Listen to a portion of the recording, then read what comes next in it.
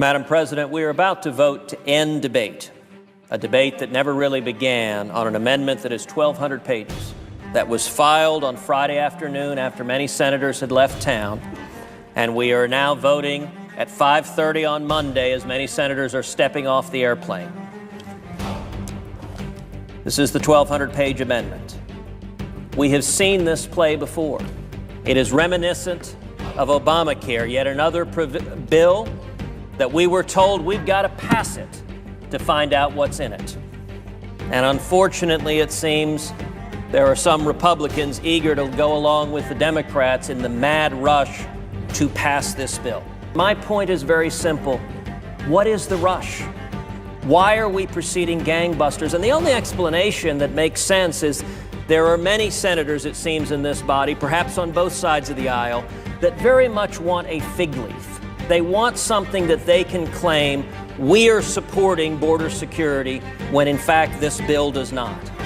Look, we don't believe in amnesty. We believe it's wrong. We believe it's rewarding illegal law breaking. It's rewarding people who broke into our country and broke in line and who are here illegally. As for securing the border, that is not an option for you folks. That is an obligation. That is a duty of the President of the United States to defend America's borders against an invasion. And if you yourselves say there are 12 million illegal people here, that's an invasion. And you tell the President we're not giving him any amnesty, but he has an obligation to defend the southern border of the United States. Why don't they just do that? What is all this nonsense about bringing people out of the shadows? If they're lawbreakers, do they not belong in the shadows? The Gang of Eight is either eminently reasonable or a pack of weasels, depending on who's doing the assessment. The policies reflected in this piece of legislation came about as a direct result of the fact that the forces that shaped it had goals that were important to them, but these goals are not coterminous with, they're not in harmony with the interests of the nation as a whole. The realpolitik gang that put it together seemed fine with that. They openly reported for weeks that these interests were meeting somewhere in some room in secret, working through this legislation and their differences, and soon, they said, the Gang of Eight would have a bill that, having been blessed by these powerful special interests that they had invited to the meetings, would be delivered to the Senate floor, masters of the universe that they are, all for us to adopt without complaint and with celebration. They were so proud of this process that the Eight would stick together, all for one, one for all, and defeat any amendment that dared to alter the delicate agreement that they talked about. One would not want to disturb that delicate balance, of course, of those very sensitive forces that were in the meeting. Mr. Richard Trumka, the top union boss, Mr. Tom Donahue, the top Chamber of Commerce boss, the agribusiness conglomerates, the activist group La Raza, the Immigration Lawyers Association, they were there, our high-tech billionaires. If you get 15, 20, 30 million illegals, 46 million in the next decade here, they get to have their babies free, they get welfare, and most of them vote to take my guns and are basically clients of the government. There's two things. I don't think automatic citizenship or amnesty or birthright citizenship, but the big thing is no welfare. See, I don't want somebody to come in here illegally, be able to get free medical care and free education at the same time they have the right to vote. Granting amnesty will never be a civil right. Criminals are never made righteous merely because millions of people commit the same criminal act. Can I ask you, what about my rights as an American citizen? What about my kids' rights to be educated, to have decent health care that I've paid for, that I've played by the rules my whole life for? I have to pay for all people who just come in here and just want it?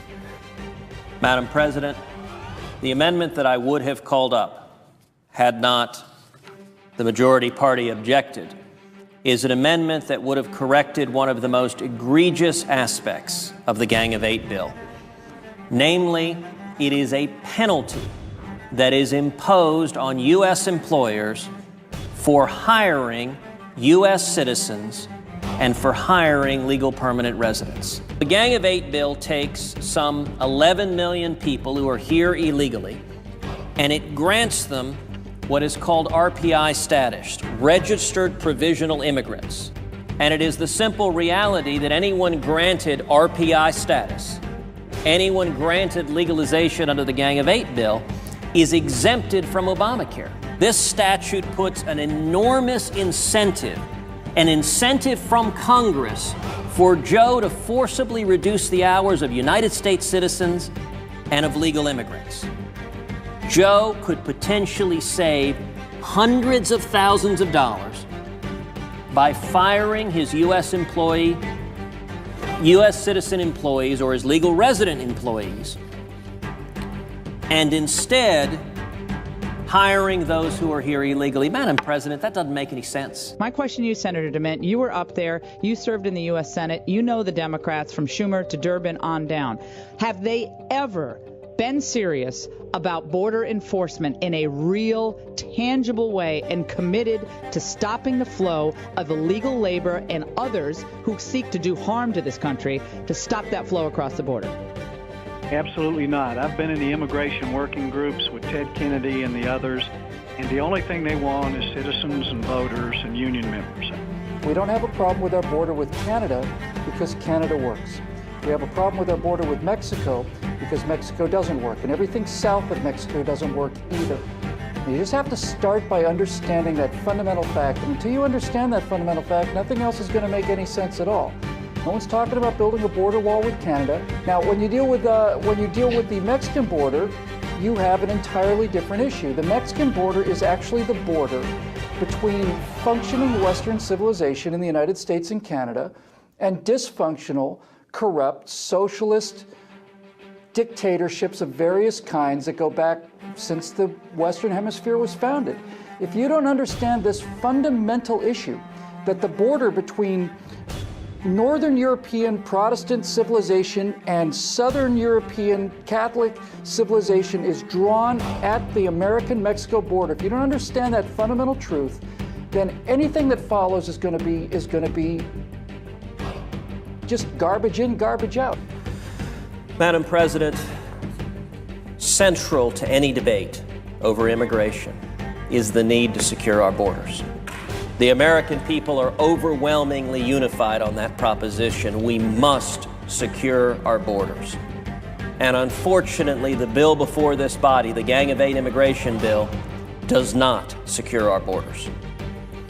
Right now, our borders are anything but secure. The Gang of Eight bill allows illegal aliens who've been previously removed to, in the Secretary's discretion, be eligible for legalization, even if they've illegally re-entered the country yet again. I have a right to know that when a foreigner commits a crime, they will all be deported, whether they are from England, Mexico, Hungary, that no one is spared as a result of political correctness. Do we have real border security? Do we fix the problem? Do we stop providing empty promises? The Gang of Eight bill has empty promises that will do nothing to secure the border. I think the American people are tired of empty promises. House Speaker John Boehner will have to manage not only the process, but a potential mutiny against his leadership from his own party. A lot of Republicans feel they have to do a comprehensive bill with a path to citizenship, that the fate of the party rests on that path to citizenship. But there are many, many other Republicans who think this is just an ill-fated move. This is just going to damage the party permanently, eternally, as you have said, Pat. And Boehner is right in the middle of it. Everybody's watching him. This will tear the Republican is going to tear the Republican Party apart between the traditionalist populists who are going to the wall on this. It's the most important issue. And the big corporate guys, agribusiness wants this, corporate America wants this, they want cheap labor. They want cheap labor. This is going to rip them apart. Senator, I've just got to ask you this question. Do you think Republicans get it on immigration? Because people like Lindsey Graham are saying if you don't do something reaching out to Hispanics, it might not be might just not need to run anybody for president next time, because with the demographics changing in this country, it's going to be impossible to elect a Republican president if you don't get substantial Hispanic support.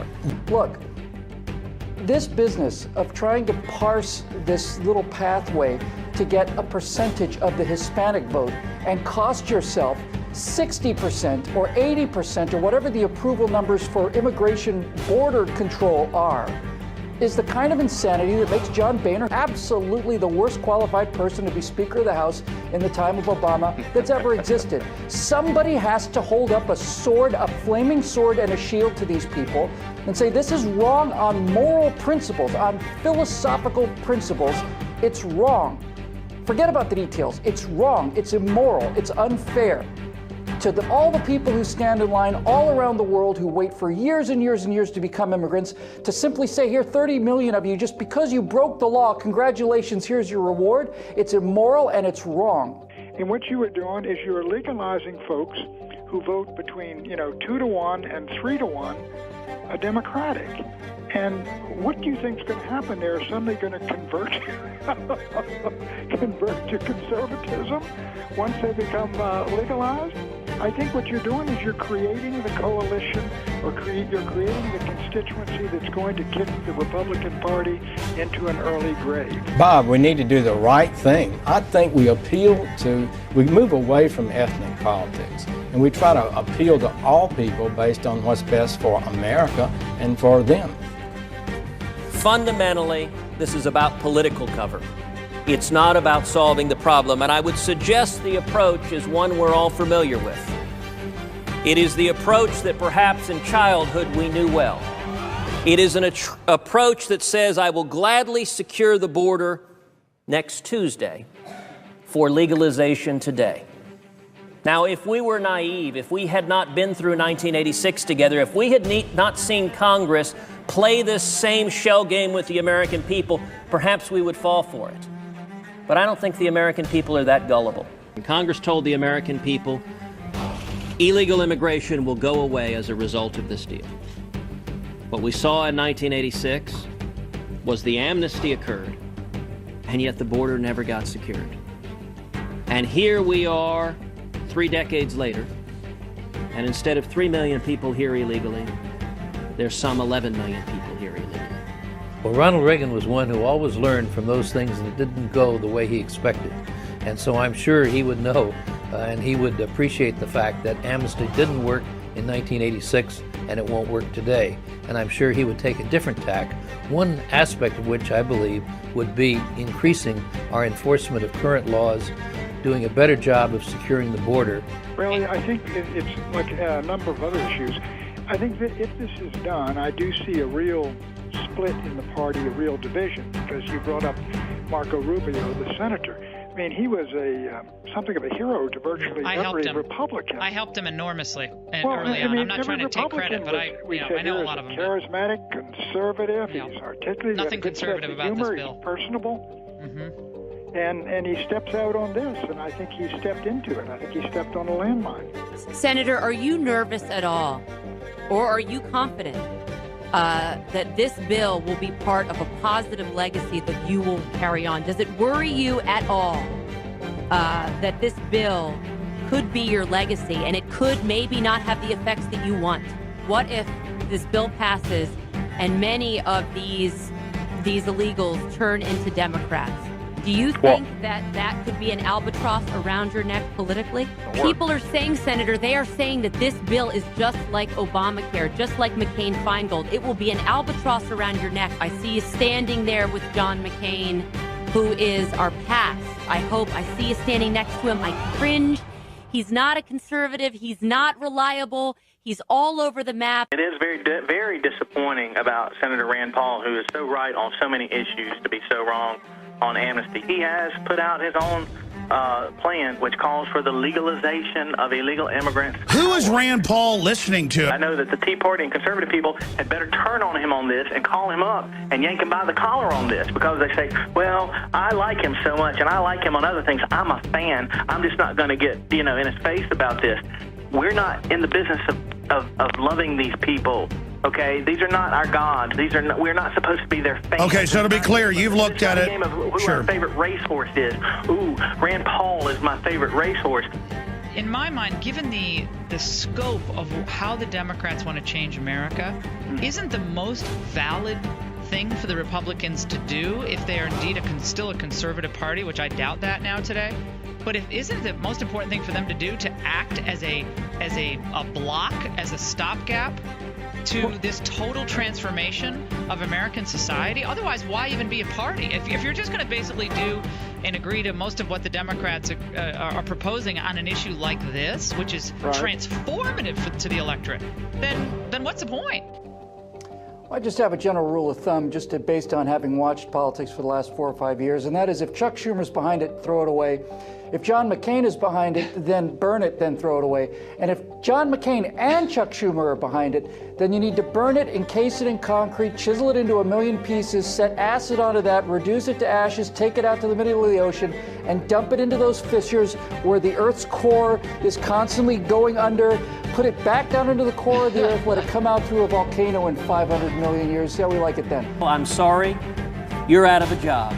Because we're going to hire someone that didn't follow the rules, didn't come here legally, came here illegally because Congress penalizes us $5,000 for hiring you, but it puts zero penalty on hiring that individual who's here illegally. We're cut off from any real resistance on the TV. Lou Dobbs is off the TV. Glenn Beck is off the TV. They won't bring you back for a while after you and Piers. You know, our voices are not on the main channels now that Google and Facebook are actively censoring groups like AliPac and others in sneaky ways. If you want to be part of the new nation that's being built on top of the wreckage of America, then you've got to play ball with them. And S744 legitimizes that.